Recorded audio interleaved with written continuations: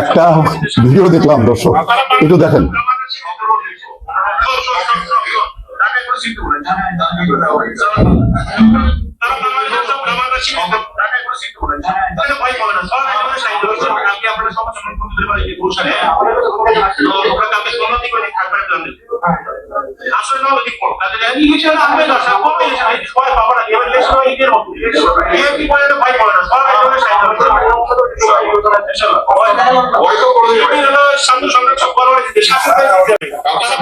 জানি না ভদ্রলোক কে, যাক কনফিডেন্সের মাত্রা খুবই অসাধারণ, কিন্তু যেভাবে একেবারে বিএনপিকে তুড়ি মেরে উড়াই দেওয়া হচ্ছে, এটা মনে হয় বাড়াবাড়ি।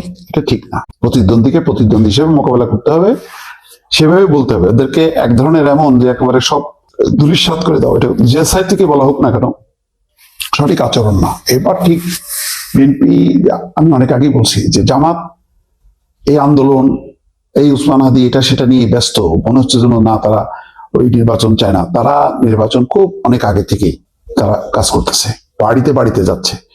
ওই প্রথম দিকে বিএনপি সচেতন হয়নি, পরে যখন দেখছে তখন ওই মিরপুরের দিকে আগারগাঁও, সেখানে কিন্তু প্রতিরোধ করছে। কারণ আচরণবিধিতে আছে আপনি 22 তারিখ থেকে নির্বাচনী প্রচার চালাবেন, তার আগে না। কিন্তু এই যে গণভোটের নাম দিয়ে যে আলটিমেটলি এটা একটা ভালো, তাদের একটা হয়েছে অনেকেরই, গণভোটের ব্যানারে প্রচার প্রচারণা চালানো, এটাই ম্যাচ করছে। আমি বললাম তো যে এবারের নির্বাচনটা শেষ পর্যন্ত কি কোন দিকে দাঁড়াবে, কি হবে খোদাই জানে, আমি কোনো ভালো লক্ষণ দেখতেছি না। যাই হোক, এখানে যেটা হয়েছে ঢাকা শহরে জামাতের জন্য একটা নতুন উদ্দীপনা, যে তারা এই প্রথম প্রধান একটা শক্তি হিসেবে, মানে দুইটা শক্তির মধ্যে একটা শক্তি হিসেবে তারা চলে আসছে সামনে। জামাতের সমস্ত নেতা কর্মীরা তারা ঝাঁপায় পড়ছে, নারী কর্মীরা একেবারে বাড়িতে বাড়িতে যাচ্ছে, সব শক্তি, এবং অনেক আগে থেকে তাদের প্রস্তুতি। সেই তুলনায় খুব এলোমেলো অবস্থা। আমি এর আগে একটা ভিডিওতে বললাম যে অনেক বিদ্রোহী প্রার্থীকেই, যে এখন আজকে দেখলাম যে সাংগঠনিক ব্যবস্থা নেওয়া হবে, এইটাই পারে। আপনারা এটি খুব সহজ। আপনি আগে আপনার নেতা কর্মীদের আবেগ অনুভূতি, এই যে জট, 3টা টার্ম তারা ইলেকশন করতে পারেনি, এত বড় দল, তার শত শত নেতা কর্মীরা থাকবে যে তারা নির্বাচন করতে, তো সেখানে তাদের বিরুদ্ধে শাস্তির কথা বলা না বলে তাদেরকে, আমি তো বললাম তো এই যে প্রায় 100, তো এখনো যদি তারেক রহমান সবাইকে ডেকে নিয়ে হাত ধরে টাইম ওভার এসে, তাদের কি আছে, বলবে যে ঠিক আছে আমরা প্রত্যাহারের ঘোষণা দিলাম, এটা সোশ্যাল মিডিয়াতে ছড়া যাবে না, উনি আর প্রত্যাহার না, তারপর কিছু ভোট নষ্ট হবে, এমন তো কিছু করার নেই। কিন্তু সাংগঠনিক ব্যবস্থা নেওয়াটা একেবারেই আপনি যখন আউট অফ কন্ট্রোল, সেক্ষেত্রে আপনি করেন। কিন্তু যেমন যাদের সমঝোতার আসন যে ছেড়ে দিয়েছেন, সেক্ষেত্রে করছেন, ঠিক আছে এটা। কিন্তু এর বাইরে যারা দলের প্রার্থীর বিরুদ্ধে যারা দলে, তারা কেন দাঁড়ালো, তাদেরকে ডেকে বোঝায় যদি এগোনো যায়, তাহলে আমার ধারণা যে এটা ভালো। আগে আপনি নরম কাটেন, তারপরে গরম দেন, আগে থেকে গরম দেন না। সেই তুলনায় জামাত, আমি বললাম, অনেক সংগঠিত। দেখেন না তাদের কনফিডেন্স লেভেল যে ঢাকায় সব আসনই তারা চলে আসবে, হয়তো আসবে, আসলে অসুবিধা নেই। কারণ একটা শক্ত বিরোধী দল থাকা দরকার, সে জামাত হোক আর বিএনপি হোক। ব্যবধান ওই রকম হওয়া উচিত না।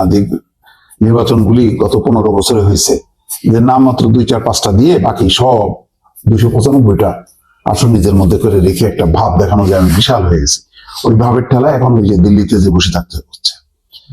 তো যাই হোক, এখন জামাতও যেটা হচ্ছে, তাদের এই অতিরিক্ত কনফিডেন্স, অতিরিক্ত অবস্থানটা একদিক দিয়ে ভালো, কনফিডেন্স থাকা ভালো, কিন্তু এটা নিয়ে বাড়াবাড়ি করা উচিত না। নির্বাচনী পরিবেশ রক্ষা করা দরকার। যা যা বলা হচ্ছে যে যেহেতু ইসলামিক দল হিসেবে একটা সবার ভয় আছে, যে আপনি যা মনে করবেন ওইটাই ইসলাম, আর বাকি যারা আছে সেটা ইসলাম না।